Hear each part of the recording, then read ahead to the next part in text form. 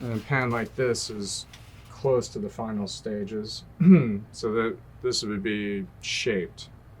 It's basically ready for the groove lines to be put in, but you can see it's smoother, and it's because at this point you're not pounding it like you're sinking. You're not stretching the metal. You're just trying to tighten up the metal. So there's a larger hammer with a flat surface and a round surface. The round surface is so we can fit up in here between the notes.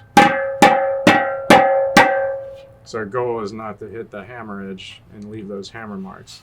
That's not acceptable in the modern pan world. And then down in the spaces between, you're trying to smooth it up, and basically I think of it as every note's on a plane. So we're trying to, the closer two notes are to being on the same plane is when we're having that crosstalk between the notes. So we're really trying to get each note on its own plane. And to do that, we just keep smoothing out and hammering in between the notes. So a lot of this point when you're smoothing, it's a lot like, I think it helps to have some snare drum chops, because it's a lot like a multiple, it's that feel of the multiple bounce stroke. So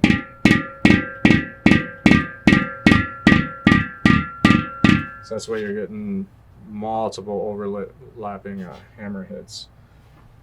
Then, preparation's essentially the same process repeated after we put the groove lines in.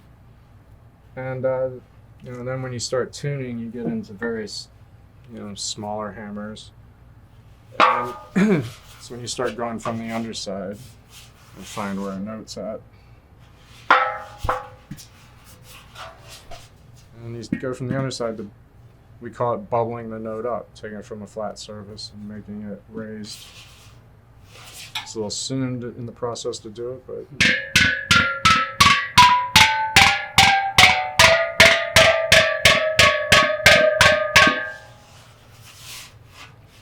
well, I almost got the note. Gonna check to make sure you're getting the right shape.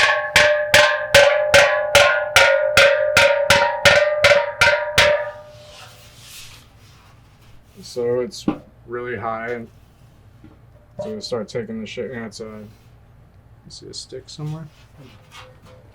There. That work? That's perfect. So when I start talking about the harmonics, so when you bubble it up, it's really tight, a lot of tension. But because it's so big, the pitch is kind of low.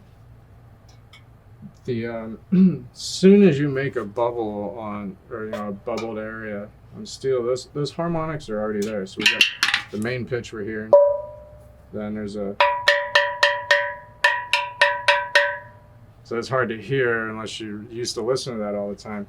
So there's already pitches on the long axis and the short axis. So at that point, again, not really even listening to pitch for a while. You just then you're just trying to make the shape and get the right tension. So that.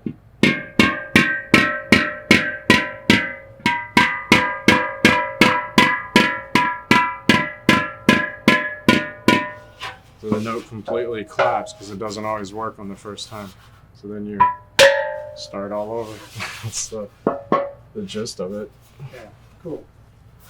And I just think it's still hard for me to explain to people, like, yeah, you hit it with a hammer, but you don't just hit it with a hammer. Yeah, I mean, I started putting this stuff up on YouTube a few years ago. I thought I was just going to film the making of every pan all the way through. And now, a lot of teachers use it. I mean, I've got 10 videos of tuning a lead, each one like 20, 30 minutes long. So, now it's like 50,000 views in almost every country. And it just said no one knows what it looks like. It's not necessarily training because there's no speaking and stuff. But a trained tuner can hear what I'm doing. The next step, I want to do a whole series with someone. When I train my apprentice, I want to film every second of it. Because I could write a script like that. Here's how you tune this one pan. It's never the same with you. So if I just train someone or film someone's training, we'll run into every real world scenario. And at least have a resource out there for people that, it's just, sorry, a tuner's not going to show up to this little town in New Zealand or wherever.